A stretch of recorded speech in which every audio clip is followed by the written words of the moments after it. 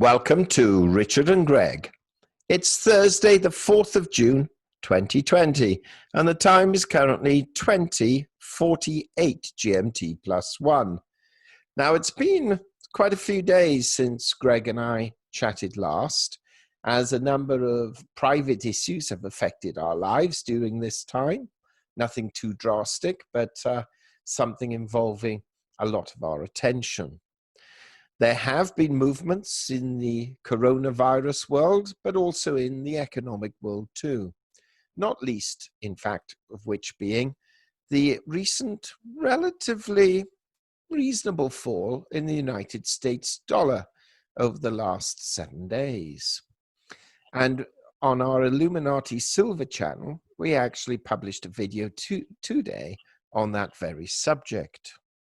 So we thought today we will touch on coronavirus, but maybe not focus entirely on that, but perhaps talk about how well we think America in particular, being the major, if you like, victim of the virus, or at least reported victim of the virus, to see whether we feel America is going to get through the after effects in terms of its economy. So without further ado, let's say good evening to Greg. Greg, good evening. Good evening. Looking at the virus, yes, it is steadily plodding away there and doing quite well for itself, not doing very well for human beings, but and I also discovered, much to my horror, that ferrets get it as well. Not that that will affect many people outside of America, where it's the second most popular pet. But America is sitting there at the moment, and there are moving on to 7 million cases worldwide recorded. And we know the recorded figures are something of a nonsense, but they are the figures that we're getting, and every country seems to have its own version of how to arrive with a nonsense figure. But when you're sitting with 7 million cases, of which nearly 2 million are the USA, which is literally twice anybody else's, it's considerably worrying that it's the highest number in the world. It's not the sort of achievement you want to be the highest at, especially when this has led to over 100,000 recorded deaths. And we know that's only the recorded ones, and there are many, many more that are unrecorded. But then America came up with its clever wheeze as to how to cope with it economically and give everybody a free handout for the period of, shall we say, medical inconvenience, which was very much the same sort of idea Britain had, except America made a terrible mistake, in my opinion. Britain furloughed employees and paid firms to pay those employees. America had its own version of furlough, which was to pay people a sum of money for losing their job, thereby breaking the link between the employee and the employer. The UK managed to maintain that link and will, as a result, have far more people going back to work for the same employer in percentage terms than I think is likely with America. So America has the highest figure of cases recorded, the highest figure of deaths, and it would seem at this stage the highest figure of lost jobs. And we know with some certainty that this, as a pandemic, although it has not proved as bad as scientific and medical information led us to believe, we're in the fortunate position that it isn't killing anything like as many people as it was feared it would. when you think that the last pandemic killed between 50 and 100 million people, we're really only talking at the moment of a figure, around 500,000, which really in global terms, with a population of approximately just under 8 billion, really isn't an awful lot of people. It's appalling for those who have lost loved ones. It's appalling for those who have been terribly ill with it. But in the grand scheme of the numbers of human beings around, it's really not a very high figure. When you think that the Black Death killed somewhere between a third and a half of the entire population of Europe, which at the time was more or less the known world. So the situation is that America has an awful lot of jobs that are direly, direly under threat. It is why, in my opinion, a situation where an individual has come to typify and give the public an excuse to attack their government. One individual who was brutally handled by the police, but this is perfectly normal in America. A high percentage of people, be they black, white, or purple with dots, end up the wrong side of the law and the law's incompetence, bullying, aggression, and liberal use of firearms. This happens year in, year out, tragically. Every so often, it will combine with a situation of discontent, and it will be used as the model for which the public will have a revolt against the government, usually for some completely unconnected reason. Just as there is a great message going around at the moment of Black Lives Matter, when many of the people who are turning out to make this proclamation are not black, they're not Hispanic, they're Caucasian. And if Black Lives Matter so, would somebody care to sit down and look at the statistics of black on black murders, gang rapes, robberies, and the like? Would somebody care to look at the number of people who, in a supposedly peaceful protest, suddenly turn out to be full-time looting and smashing up and incinerating buildings? It just doesn't hang together as being Black Lives Matter. It hangs together as we're monumentally hacked off, we don't have as much as we wish to have, and we're a land of massive poverty for many people. And this is a rebellion brought on in many ways by the uncertainty and fear that is hanging over people's heads with coronavirus and the failure of the presidential team to make the country pull together. He is apparently pulling the country apart by threatening this group or that group, which cannot be good in the long term to produce a solution for this. As General Jim Mattis said, and he was the Defense Secretary, he's never known a president who has been so destructive. I think America's got to stand back and look at itself and say, much of this is internecine warfare within their own people and their own states.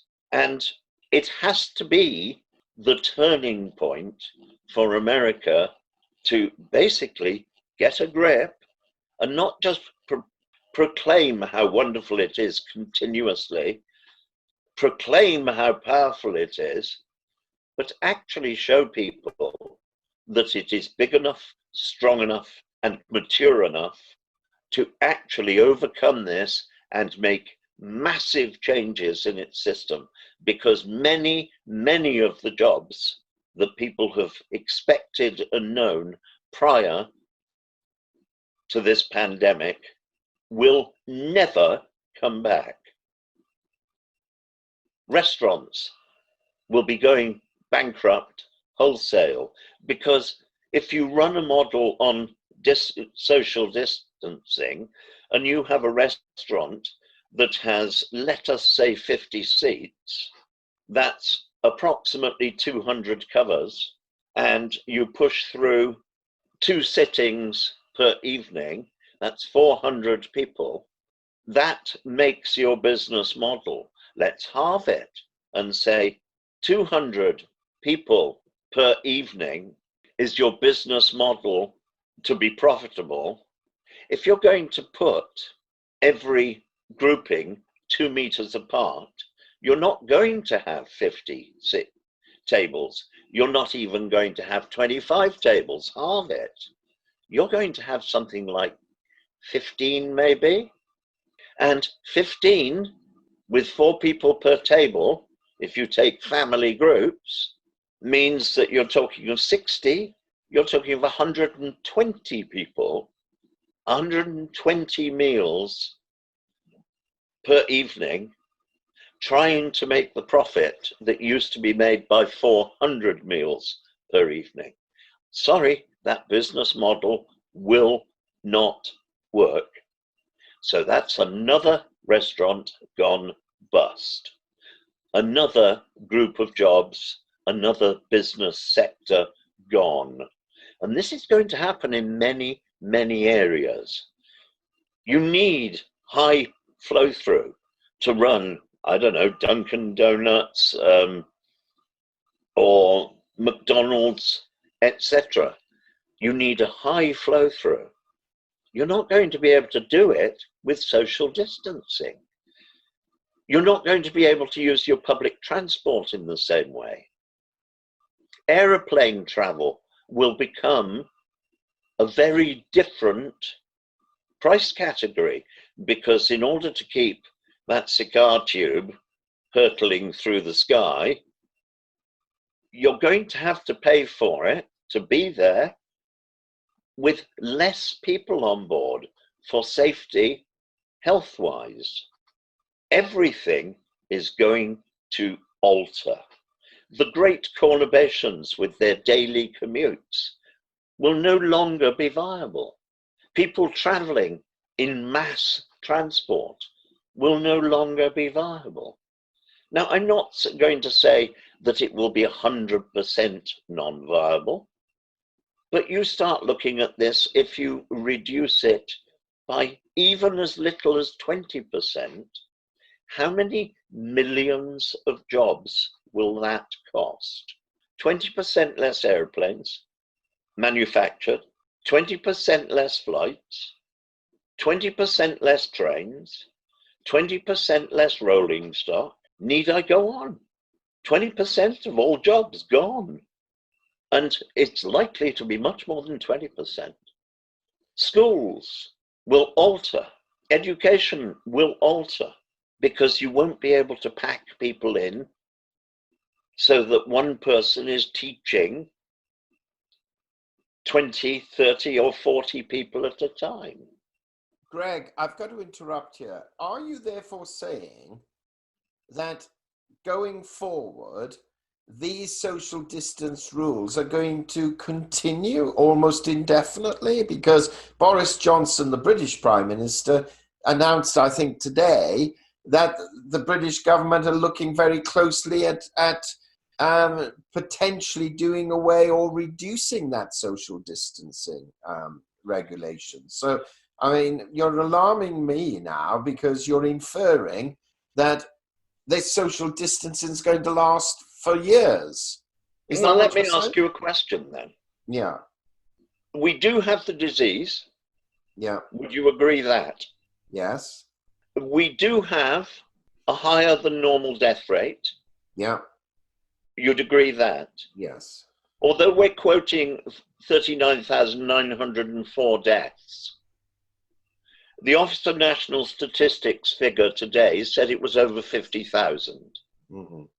And I'd put my money on their figure, not the figures cobbled together from the reports that are coming in for various commercial organizations. Mm-hmm. So we have the disease, we have the escalated death rate, we have no means of controlling that death rate other than sound common sense, part of which is social distancing, in one format or another. Whether that social distancing means you have to wander around with your head stuck in a goldfish bowl so that you're exposed to nobody, or whether you're on bottled air, or whether you just have a face mask. To protect other people from your disease or from you as a potential carrier, there will be changes. Those changes will lead to a great loss of jobs, a great deal of change in our society. And yes, it will go on because we do not have a vaccine. We are no closer to a vaccine for the common cold today than we were 100 years ago. Yes, Greg, but we saw on the weekend, Brighton Beach, we've relaxed the rules, allowing people to go out, but have to maintain social distancing. And the beach was packed with people. Everyone is ignoring social distancing. We saw in London the demonstrations at the Cenotaph. Everyone's ignoring the social distancing. So I don't buy it. I don't buy that people are going to be socially distancing 2 months from now. Do you buy that they will be dying? That might happen. Yeah, then that's the so-called second wave. But I'm not convinced that once people are let out, which they gradually are, they just throwing caution to the wind and they've said, we've been furloughed, or we've been, more importantly, more tied up in our homes for so long, we've had enough. You can't do this indefinitely. Then go forth and die. But what we're saying is, do you honestly believe that businesses in America, give it another month, they're going to say, sorry guys, you've got to stick to this regular, because that's what you're inferring here. Watch their death figures. So are you suggesting that once we've had the second wave, then these changes will take place? Is that what you're perhaps saying? I think that this is a disease which is going to be with mankind for a prolonged period. Mm-hmm. There is no chance of it not being with mankind other than pure luck in 2 years' time. And 2 years' time of people dying at the rate they have been is going to make people far more cautious.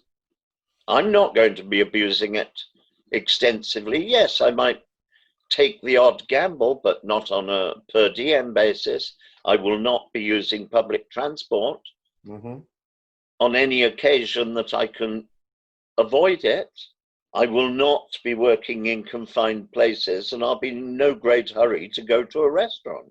But you're in the fortunate position that you don't have to go out to work, that you don't have to really socialize externally. But so how typical are you? I mean, other people do have to go out. I'm not. I'm incredibly fortunate. Mm. I stand a better chance of staying alive. Now, the one thing I will agree with you, particularly so in America, and that is, I think the figures were over 40 million unemployed. Now, as America gets back to work, I cannot see where more than half of those jobs will come from, because those who've laid people off, a large number of businesses will have gone bankrupt. So that's the first step. Those that haven't gone bankrupt are going to be reticent to take on too many people because They've no idea what level of trade they're going to do at this early stage. So you're likely to get that drip, drip, drip effect of employment. And then thirdly, there'll be some businesses that will say, do you know what? I was overemploying before. Now I really have to manage the business properly. I don't need that many people.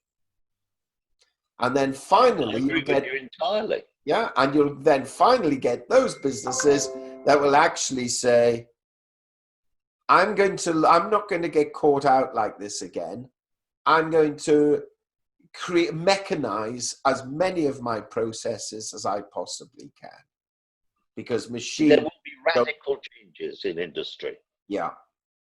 And many offices will find they really don't need that multiple thousand square footage of office in prestige locations, when at least half their staff would far rather be working from home at a cost of zero to the employer.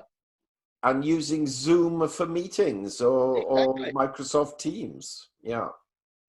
There's going to be more and more of that. We have suddenly had the Zoom explosion during this period, and we've realized that even with the rough edges as it grew, it really isn't too unworkable. Mm. You know, thee and me even managed to work it out. Well, you did. I just follow. But anybody can use it. It's going to be part of the new norm. Why on earth are we calling together 600 odd politicians to meet, travel all over the place to get to what we laughingly call a parliament, so that they can do what they could do from their sitting room at home? Mm. It only takes a small amount of change and we will be able to have committees operating from their constituency offices or their homes. Parliament will have far less belief in the need for them all to meet just so that they can spend large amounts of time in their bar or traveling. You know, you have to look at the House of Commons, for instance. What is it? 8 different bars in the House of Commons. Mm. Aren't they there to work? We're going to see huge change. Mm. We're seeing it hugely with doctors at the moment. Getting a medical appointment is much more complicated than it was. Picking up your prescription is a more complex process to maintain social distance. The waiting room doesn't have people waiting in it anymore, for the simple reason they've actually worked out how to work their diaries, and people turn up on time for the appointment, and the appointment is on time. Well, I'd agree with that, and particularly in the case of my mother. She's developed a leg complaint, and our doctor actually viewed it over FaceTime off the mobile phone. So basically, the doctor prescribed, or rather diagnosed what was wrong by looking live at my mother's legs by us running the mobile phone over it, and then asking various questions and so forth. Then has issued a prescription which will then be delivered to our home, or we can pick it up at a designated time without queuing. And that, to some extent, to be candid with you, you can't do it for everything, but to some extent, such a methodology will negate the need for people to spend hours in doctors' waiting rooms in the future, if they continue with that practice. There's going to be more and more of it. It's been happening anyway, but an element of Luddite has been omnipresent. Oh no, I need to see the doctor. What for? Any last comments, Greg, so we can wind up now? Be prepared for change. It's going to come. And this has been the catalyst. Greg, thank you very much. Thank you and good night. Good night. We hope you enjoyed that discussion, and if so, kindly subscribe to our channel and press the bell sign so that you are notified of our videos as and when they are published. And also in the description box below, we place links to certain books, articles and programs which you may find of benefit, and for which we will receive a small commission should you purchase through our link. And this will help support our channel and to enable us to develop it further.